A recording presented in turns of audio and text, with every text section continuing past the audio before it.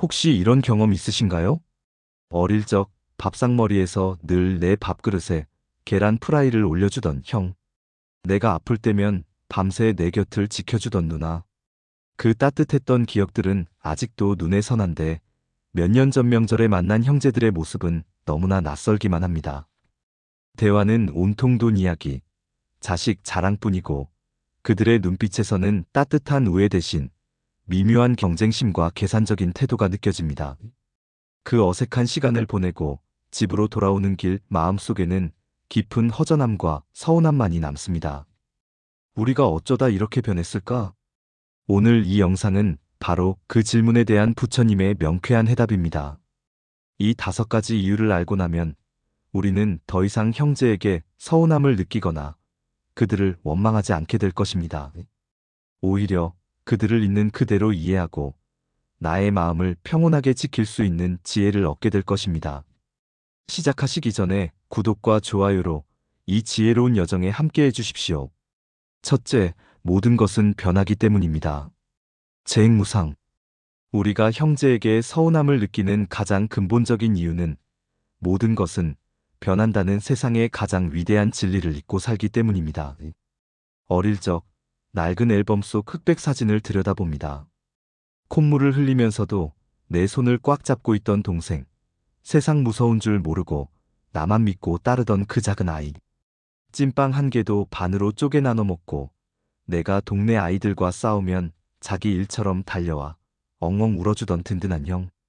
그 기억 속의 형제는 내 인생의 일부이자 영원히 변치 않을 것 같은 내 편이었습니다. 하지만 지금 내 앞에 있는 60대의 형제는 그때 그 아이와는 너무나 다른 사람처럼 느껴집니다. 부처님께서는 재행무상, 즉 이 세상에 존재하는 모든 것은 영원하지 않고 끊임없이 변한다고 가르치셨습니다. 세월이라는 강물에 2번 다시 발을 담글 수 없듯이 우리는 결코 같은 모습의 형제를 2번 다시 만날 수 없습니다. 어릴 적 그토록 끈끈하고 애틋했던 형제관계 또한 영원히 고정된 실체가 아닙니다. 그것은 부모님이라는 울타리 안에서 한 집이라는 공간 속에서 어린 시절이라는 특수한 조건들이 모여 잠시 만들어졌던 인연의 한 모습일 뿐입니다. 하지만 세월이 흐르면서 모든 조건이 변했습니다.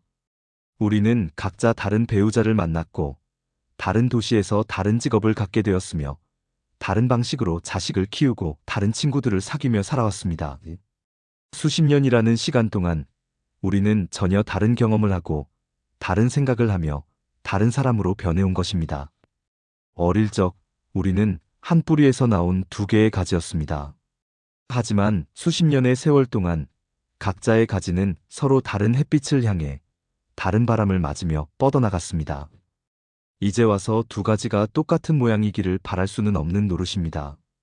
그런데도 우리는 여전히 50년 전에 그 끈끈했던 어린 시절의 모습만이 진짜 형제관계라고 착각하고 그 과거의 모습에 현재의 형제를 억지로 끼워 맞추려고 합니다. 그러니 괴로운 것입니다. 우리는 지금 내 앞에 있는 낯선 60대 어른을 보는 것이 아니라 내 기억 속에 순수했던 10살짜리 동생의 환영을 보고 있는 것입니다. 그래서 서운한 마음이 듭니다. 어릴 적 내 동생은 양보를 잘하고 순한 아이였는데 지금은 자기 것만 챙기는 이기적인 어른이 된 것 같아 서운합니다. 어릴 적 우리 형은 세상에서 가장 든든한 내 편이었는데 지금은 형수님 말만 듣는 남의 편이 된 것 같아 야속합니다. 하지만 어쩌면 그는 이기적으로 변한 것이 아니라 이제는 내 동생이기 이전의 한 가정의 가장으로서 처자식을 먼저 챙겨야 하는 책임감 있는 어른이 된 것일지도 모릅니다. 어쩌면 형은 남의 편이 된 것이 아니라 자신의 새로운 가정을 지키기 위해 자신의 역할에 충실하고 있는 것일지도 모릅니다. 이 모든 서운함은 변해버린 형제가 아니라 변해버린 현실을 인정하지 못하는 나의 집착에서 비롯되는 것입니다. 부처님의 가르침은 변해버린 형제를 원망하는 대신 모든 것은 변한다는 진리를 받아들이라고 말합니다. 그것은 슬픈 체념이 아닙니다. 오히려 과거의 아름다운 추억은 추억대로 소중히 간직하되 더 이상 그 기억의 감옥에 나 자신과 상대를 가두지 않는 지혜로운 자유입니다. 과거의 앨범 속 사진이 아니라 지금 내 앞에 있는 바로 그 사람을 주름지고 변해버린 모습 그대로 새로운 인연으로 다시 바라볼 때 비로소 우리는 서운함이라는 고통에서 벗어날 수 있습니다. 그리고 어쩌면 그 낯섦 속에서 예전에는 미처 발견하지 못했던 어른이 된 형제의 또 다른 멋진 모습을 발견하게 될지도 모릅니다. 둘째, 성격과 가치관 차이가 극명해지기 때문입니다. 부처님은 인간의 마음이 저마다 다르며 또 끊임없이 변한다고 말씀하셨습니다. 어릴 적에는 싸우면서도 금방 화해할 수 있었습니다. 어제는 죽일 듯이 다투다가도 오늘은 언제 그랬냐는 듯 함께 웃으며 놀았습니다. 하지만 나이가 드니 한번 틀어진 마음은 다시 붙이기가 참 어렵습니다. 왜일까요? 그것은 이제 사소한 성격 차이가 아니라 평생을 걸쳐 각자의 삶 속에서 피와 땀으로 단단하게 굳힌 가치관의 차이가 되었기 때문입니다. 어릴 적에는 비슷해 보였던 형제자매의 성격과 가치관의 차이가 각자의 삶을 살아가면서 점점 더 벌어지고 나이가 들수록 극명한 충돌의 원인이 됩니다. 예를 들어 한 형제는 평생을 절약하며 노후와 자식의 미래를 준비하는 것을 가장 큰 가치로 여깁니다. 하지만 다른 형제는 인생 뭐 있나 즐겁게 사는 게 최고지라며 현재를 즐기고 소비하는 것을 더 중요하게 생각합니다. 또 한쪽은 매일 아침 6시에 일어나 하루를 계획적으로 시작하는 것을 중시하고 다른 한쪽은 느긋하게 일어나 그날그날의 기분에 따라 자유롭게 사는 것을 즐깁니다. 어린 시절에는 그저 성격이 다르구나 하고 장난으로 받아들일 수 있었던 이 차이가 성인이 되면 서로의 삶의 방식을 이해하지 못하고 너는 왜 그렇게 사니? 라는 비난과 갈등으로 이어집니다. 부모님의 재산을 정리하는 문제 앞에서 절약하는 형은 미래를 위해 최대한 아끼자고 말하고 소비하는 동생은 부모님 가시는 길인데 최고로 해드리자고 말합니다. 누가 옳고 그른 것이 아니라 그저 평생을 살아온 가치관이 다를 뿐인데 형제들은 서로를 이기적이라고 철이 없다고 비난하며 등을 돌리게 됩니다. 부처님은 이에 대해 무심을 강조하셨습니다. 무심이란 차갑고 무관심한 마음이 아닙니다. 그것은 나와 다른 상대를 억지로 바꾸려 하지 않고 나의 잣대로 판단하거나 평가하지 않으며 그저 그 사람의 모습을 있는 그대로 바라봐주는 고요한 마음입니다. 부처님은 우리 마음을 잔잔한 호수에 비유하셨습니다. 형제의 다른 가치관은 그저 호숫가에 핀 다른 모양의 꽃과 같습니다. 그런데 우리는 그 꽃을 보며 왜 너는 내가 좋아하는 색이 아니냐고 소리치며 스스로 호수에 돌을 던져 파문을 일으키고 있는 것입니다. 무심이란 그저 모든 꽃이 각자의 아름다움을 가지고 있음을 인정하고 고요한 호수처럼 바라보는 것입니다. 즉, 형제자매의 성격과 생활 방식을 나의 잣대로 재단하지 않고 온전히 인정하는 것입니다. 나의 기대를 줄이고 상대가 나와 다르게 살아도 그것을 받아들일 때 우리는 비로소 불필요한 갈등에서 벗어날 수 있습니다. 갈등이 생기더라도 그럴 수 있다고 생각하며 마음속 집착을 내려놓는 것. 이것이 바로 부처님이 가르친 마음을 다스리는 지혜입니다. 이것을 실천하는 방법은 다음과 같습니다. 첫째, 형제자매의 성격과 생활 방식을 바꾸려는 헛된 노력을 멈추고 있는 그대로를 인정하십시오. 둘째, 형제라면 이래야 한다는 나의 기대를 줄이고 상대가 나와 다르게 살아도 그것을 자연스러운 일로 받아들이십시오. 셋째, 가치관의 차이로 갈등이 생기더라도 옳고 그름을 따져 이기려는 마음속 집착을 내려놓으십시오. 이것이 바로 부처님이 가르친 마음을 다스리는 지혜이며 형제관계의 평화를 지키는 길입니다. 형제자매가 멀어지는 세 번째 이유, 거리와 환경의 영향 때문입니다. 나이가 들수록 형제자매 사이의 물리적 거리와 살아가는 환경의 요인이 관계에 큰 영향을 줍니다. 어릴 적 우리는 한 방에서 혹은 윗목 아랫목에서 함께 잠들고 깨어났습니다. 물리적 거리가 0에 가까웠지요. 하지만 세월은 우리를 각자 다른 곳으로 데려다 놓았습니다. 한 명은 평생을 나고 자란 고향에서 살고 다른 한 명은 분주한 대도시에서 또 다른 한 명은 아예 먼 해외에서 생활할 수 있습니다.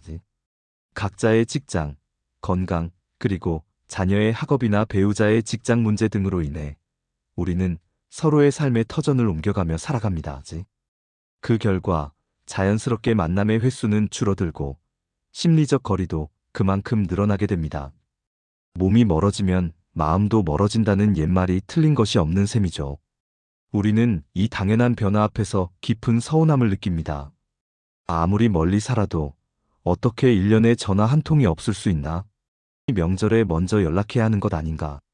이런 서운함은 물리적 거리가 만들어낸 자연스러운 현상을 마치 상대방의 애정이 식은 탓으로 오해하기 때문에 생겨나는 고통입니다. 하지만 부처님께서는 공간적 거리보다 마음의 거리가 더 중요하다고 말씀하셨습니다. 서로의 존재를 인정하되 집착하지 말라. 즉, 가까이 있지 않아도 마음의 평화를 유지하며 서로를 존중하는 법을 배우는 것이 중요하다는 뜻입니다. 형제가 멀리 산다고 해서 혹은 자주 연락하지 않는다고 해서 서운해할 필요가 없습니다. 그것은 나에 대한 애정이 식어서가 아니라 그저 각자의 삶의 무게를 감당하느라 바쁘기 때문일 수 있습니다.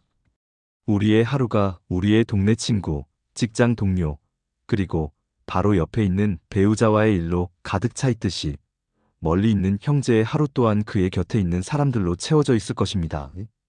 이것은 자연스러운 삶의 이치이지 결코 우애의 척도가 아닙니다. 우리의 관계는 하늘에 떠 있는 별과 같습니다.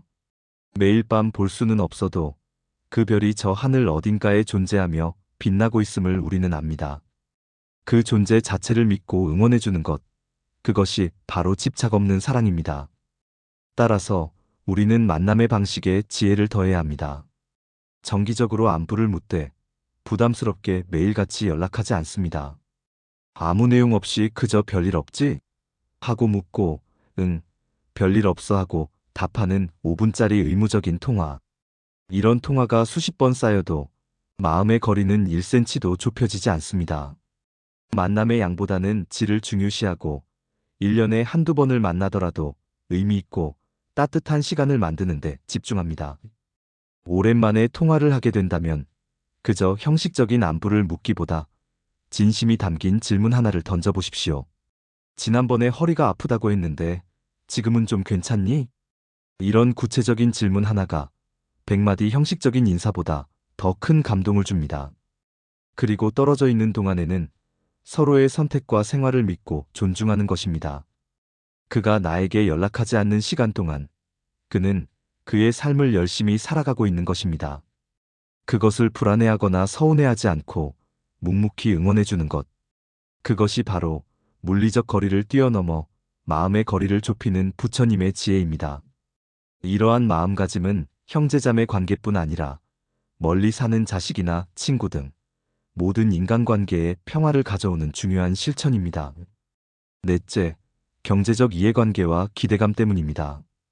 어릴 적 우리는 100원짜리 과자 한 봉지를 가지고도 세상 전부를 얻은 듯 함께 웃을 수 있었습니다. 그 시절 우리에게 돈이란 그저 아이스크림을 사 먹을 수 있는 즐거운 수단이었을 뿐 우애를 갈라놓는 무서운 칼날이 되리라고는 상상조차 하지 못했습니다. 하지만 나이가 들수록 그리고 부모님이 연로해지실수록 이 순수했던 관계에 돈이라는 이름의 무겁고도 차가운 그림자가 드리워지기 시작합니다. 그리고 이 돈 문제는 평생을 이어온 형제자매의 우애를 한순간에 무너뜨리는 가장 강력하고도 슬픈 갈등의 씨앗이 될 수 있습니다. 부모님의 유산, 재산, 혹은 병간호에 드는 금전적 지원 등의 문제는 어린 시절에는 전혀 중요하지 않던 문제들이었습니다. 하지만 우리가 각자의 가정을 꾸리고 자식을 키우며 사회적 책임을 짊어진 성인이 되면서 이 문제들은 매우 민감하고 폭발적인 주제가 됩니다. 그 이유는 돈 문제가 더 이상 단순한 돈의 문제가 아니라 그 안에 수십 년간 쌓아온 각자의 희생, 서운함, 그리고 기대감이 복잡하게 얽혀 들어가기 때문입니다. 부모님을 더 가까이에서 모셨던 자식은 마음속으로 이렇게 생각합니다. 내가 평생 부모님을 더 많이 모셨으니 재산을 조금이라도 더 받는 것이 당연한 보상이다. 경제적으로 어려운 자식은 마음속으로 이렇게 기대합니다. 어려운 나를 형편이 더 나은 형이 좀 도와줘야 하는 것이 형제된 도리가 아닌가. 반면 경제적으로 여유가 있는 자식은 이렇게 생각할 수 있습니다. 나는 내 힘으로 열심히 살아왔다. 부모님 재산은 법적으로 공평하게 나누는 것이 가장 합리적이다. 이처럼 각자의 입장과 기대, 그리고 서운함이 얽히기 시작하면 한때 따뜻했던 형제관계는 걷잡을 수 없이 차갑게 식어버립니다. 과거의 우애는 온데간데없고 서로를 향한 날선 비난과 원망만이 남게 됩니다. 부처님은 바로 이 지점을 정확히 꿰뚫어 보셨습니다. 그는 탐욕과 집착이 모든 고통을 낳는다고 가르치셨습니다. 경전에는 이런 가르침이 있습니다. 탐하는 마음을 버릴 때 진정한 평화를 얻는다. 여기서 탐하는 마음이란 단순히 돈을 더 많이 갖고 싶다는 욕심만을 의미하는 것이 아닙니다. 그것은 나는 이만큼 받을 자격이 있다고 여기는 기대감, 형제는 나에게 이렇게 해주어야만 한다고 생각하는 그 마음. 즉, 현실을 있는 그대로 받아들이지 못하고 내 뜻대로 되기를 바라는 모든 집착을 의미합니다. 부처님의 관점에서 보면 우리가 재산 문제로 고통받는 이유는 돈이 부족해서가 아니라 돈에 대한 우리의 탐욕과 집착을 내려놓지 못하기 때문입니다. 따라서 형제자매 간의 금전적 문제나 기대가 생길 때 우리는 그 기대를 내려놓고 서로의 선택을 존중하는 지혜를 발휘해야 합니다. 예를 들어 형제가 나보다 더 많은 유산을 받았더라도 그것에 대한 억울함과 집착을 버리고 오히려 그의 복을 진심으로 빌어주는 마음. 그것이 바로 탐욕을 내려놓는 수행의 시작입니다. 내가 더 어렵더라도 형제에게 무작정 손을 벌리기보다 먼저 내 삶을 스스로 책임지려는 단단한 마음. 그것이 바로 집착에서 벗어나 자유로워지는 길입니다. 이러한 마음가짐은 단순히 갈등을 피하는 소극적인 태도를 넘어 내 삶의 주인이 되어 마음의 평화를 얻는 가장 적극적인 지혜의 길이 됩니다. 그렇다면 우리는 이 지혜를 어떻게 실천할 수 있을까요? 첫째, 금전적 문제에 대해 집착하지 않고 합리적으로 의견을 나누십시오. 돈 이야기를 꺼내는 것을 두려워하거나 피하지 마십시오. 오히려 문제가 생기기 전에 모든 형제가 모여 부모님의 뜻을 확인하고 각자의 상황을 솔직하게 나누며 합리적인 해결책을 찾는 것이 중요합니다. 이때 중요한 것은 내 몫을 주장하는 것이 아니라 우리 모두를 위한 최선의 방법을 찾는다는 마음가짐입니다. 둘째, 상대에 대한 기대를 줄이고 그의 선택을 있는 그대로 받아들이십시오. 형제가 나를 도와주지 않는다고 해서 그를 원망하지 마십시오. 그에게도 그럴 수밖에 없는 그만의 사정과 삶의 무게가 있을 것입니다. 형제니까 당연히 도와주겠지라는 기대를 버리는 순간 우리는 서운함이라는 감정의 감옥에서 해방될 수 있습니다. 셋째, 그리고 가장 중요한 것. 물질보다 한때 세상의 전부였던 우리 형제라는 관계를 우선시하는 마음을 가지십시오. 돈 몇 푼 때문에 수십 년간 쌓아온 우애를 하루아침에 무너뜨리는 것만큼 어리석은 일은 없습니다. 재산은 있다가도 없는 것이지만 한 번 등을 돌린 형제는 다시 되돌리기 참으로 어렵습니다. 눈앞의 이익이 아니라 더 멀리, 더 길게 보고 관계의 소중함을 선택하는 것. 그것이야말로 부처님이 우리에게 알려주신 가장 위대한 마음의 유산입니다. 형제자매가 멀어지는 마지막 5번째 이유, 삶의 목적과 방향의 차이 때문입니다. 마지막으로 나이가 들고 인생의 깊이를 알게 되면서 각자가 추구하는 삶의 목적과 방향이 달라지기 때문에 형제자매가 서로 다른 길을 걷게 됩니다. 어릴 적 우리는 한 항구에서 나란히 출발한 두 척의 배와 같았습니다. 같은 부모라는 항구를 떠나 세상이라는 넓은 바다로 나아갔지요. 하지만 수십 년의 항해 끝에 한 척의 배는 고요한 섬을 향하고 다른 한 척은 북적이는 대륙을 향하고 있습니다. 이제 와서 두 배가 같은 방향으로 가기를 바랄 수는 없는 노릇입니다. 한 형제는 은퇴 후 봉사와 사회 기여를 남은 삶의 가장 큰 목표로 삼고 매일 복지관으로 향합니다. 하지만 다른 형제는 오직 자기 가족에 안락하고 안정적인 삶을 우선으로 두고 손주들의 교육과 미래의 모든 시간과 에너지를 쏟습니다. 또 어떤 형제는 영적인 깨달음과 마음 공부를 가장 중요하게 생각하고 조용한 사찰을 찾아다니며 내면의 평화를 추구합니다. 하지만 다른 형제는 평생 해왔던 사업적인 성공과 부의 축적을 삶의 가장 큰 방향으로 삼고 여전히 세상의 중심에서 바쁘게 살아갑니다. 이처럼 각자가 가고자 하는 길이 다른데 어찌 평생 같은 마음으로 함께할 수 있겠습니까? 봉사하는 형제는 손주에게만 매달리는 동생이 이기적으로 보이고 손주를 돌보는 동생은 봉사하는 형제가 무책임하게 보일 수 있습니다.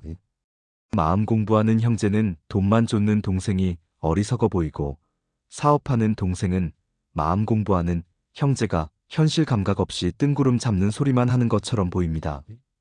서로가 서로를 이해하지 못하고 자신의 가치관만이 옳다고 생각하는 순간 대화는 단절되고 관계는 멀어지게 됩니다.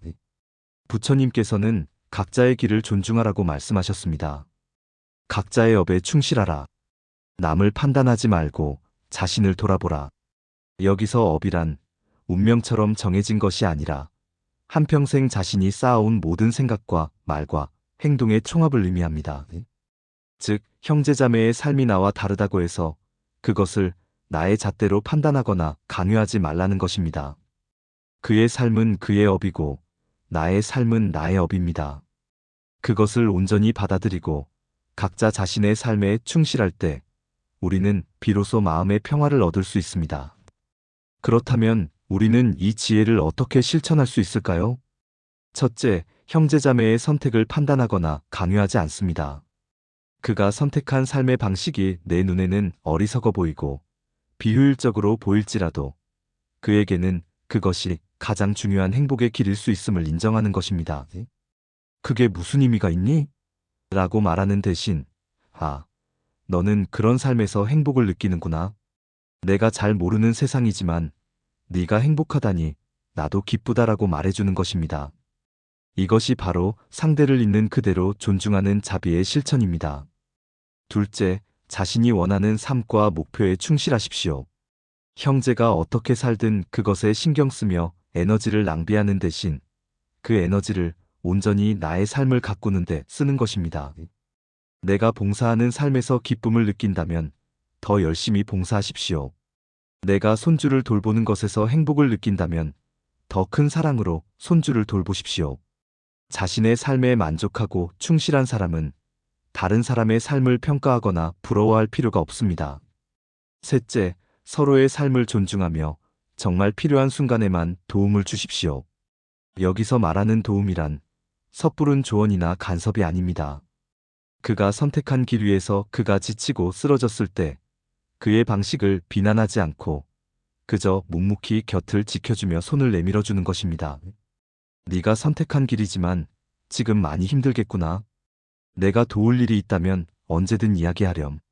이처럼 서로의 삶을 존중하며 그저 묵묵히 응원해주고 정말 필요한 순간에만 힘이 되어주는 것.